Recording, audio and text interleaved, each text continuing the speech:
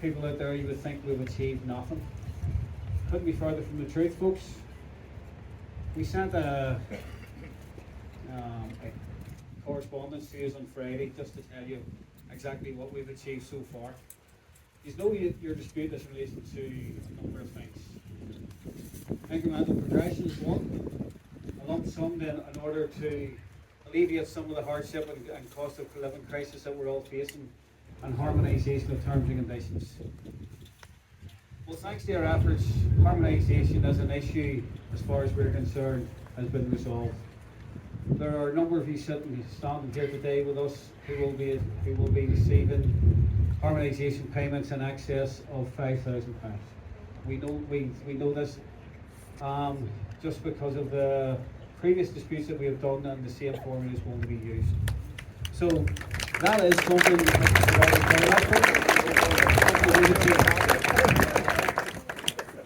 in relation to a cost of living payment.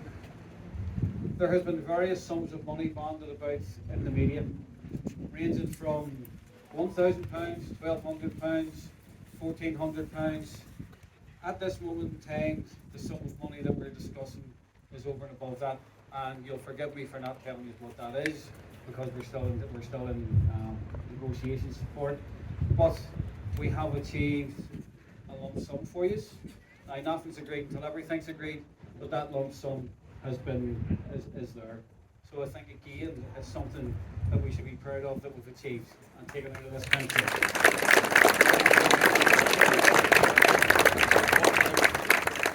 But folks, there is one element of this dispute that has continued, that we are hard fighting to get for you, and that is incremental progression. Incremental progression is essential for this dispute. It's essential for your continued crisis that we're facing.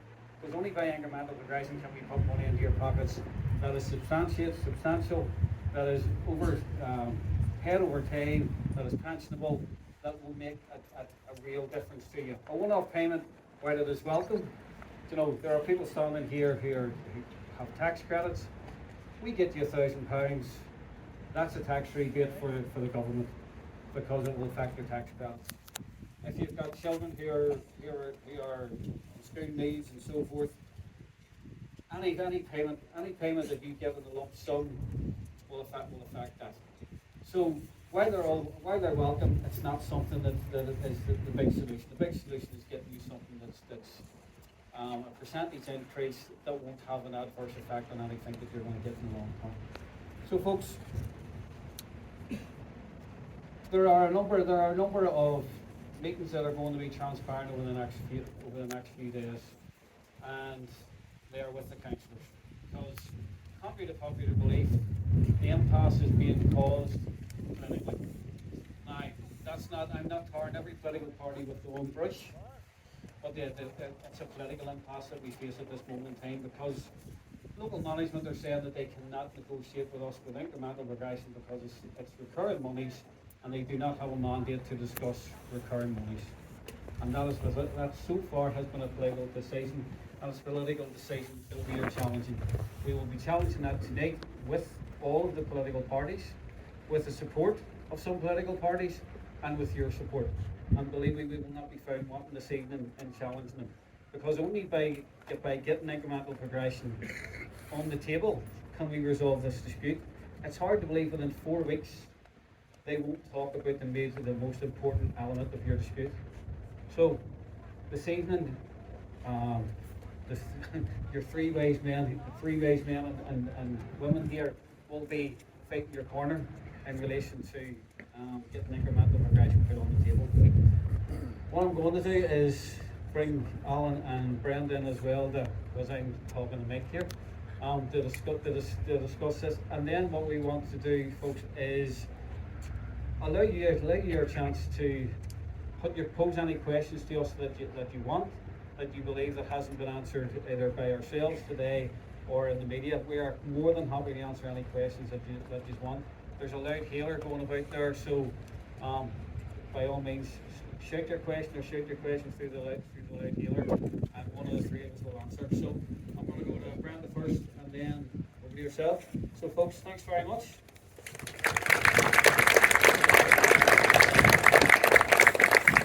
Kevin, can you all hear me? Yeah. I suppose just to pay tribute to both Kevin and Alan, the three of us have stood resolute on behalf of every single one of you standing here in front of us over the last three and a half weeks. We've been united and we've been singing off the one hymn sheet. We actually went as far the week before last as going into the senior management team and giving them the toolkit, the basic toolkit of how to get your incremental pay points. So they know how to do it, and it will not affect the rates, and it can be done through the current rates process. So they know it is achievable, as do the councillors, and some of them have alluded to that as well too. Kevin's right when he says it has become political. You have become political football up here.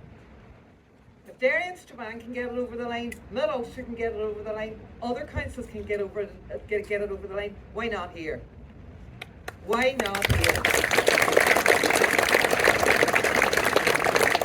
And that's the questions that we will be putting to the political parties this evening. So it is. That's the question we've been putting to them. We've fought long and hard over the last 4 weeks to make sure that your voices are heard at the table.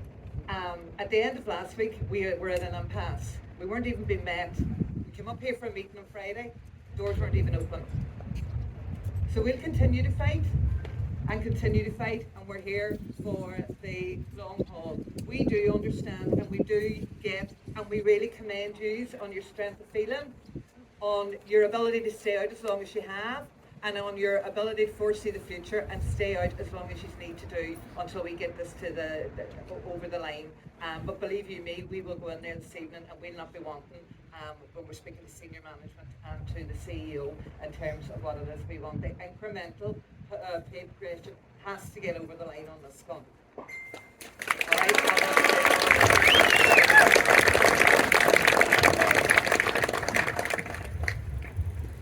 I don't know how you follow that.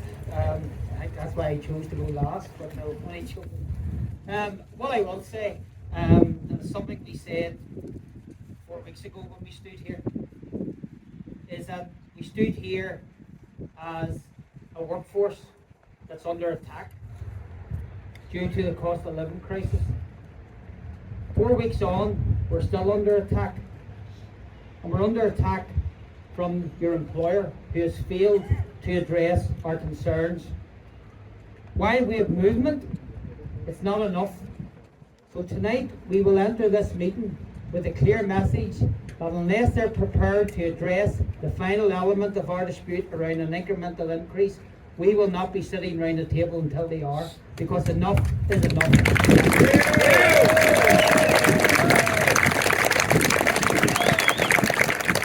One thing going around the picket lines over the past 4 weeks, and no doubt you have talked plenty among yourselves, but one thing that stands with ourselves as officers and gives us the strength on a day-to-day basis is the resolve of each and every worker within this council.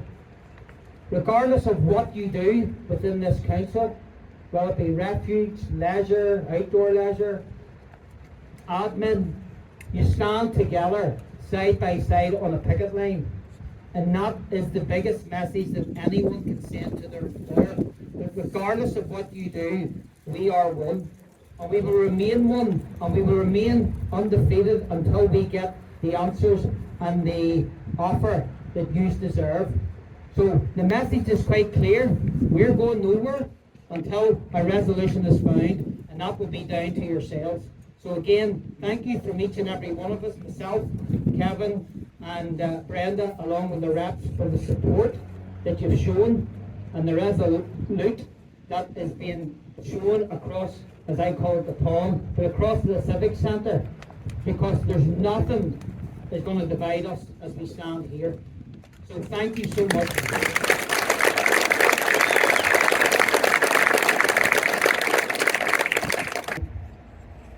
But what we can do, and what we've said from day one, we will tell you the truth, and we will share that with you, okay? Certain political party, okay, is quite clear amongst the money the waters around an NJC pay award or pay offer, okay? As we all know, that is a totally separate process, which you will all, no matter what union you're in, will have your say around that. what we have done is submitted a Part 3 claim to your employer, okay? And that's what we need to concentrate on. But unfortunately, certain individuals are trying to lump the two together, which is causing the problem within the media and making it out as if the council is offering more than what they actually are. That's the issue. But what we do when we are given an opportunity is put the record straight. As Kevin and Brenda says, and some of you probably have listened to it as well, any opportunity we can through the media is trying to get the story across. That's what we have done, and that's what we will continue to do. The one thing we can't control is when the media look to contact us in relation to that. But we will keep doing what we can to make sure this fight within the ABC Council is news and will continue to be news until we get an offer that will be accepted for our members, and you will be reassured of that.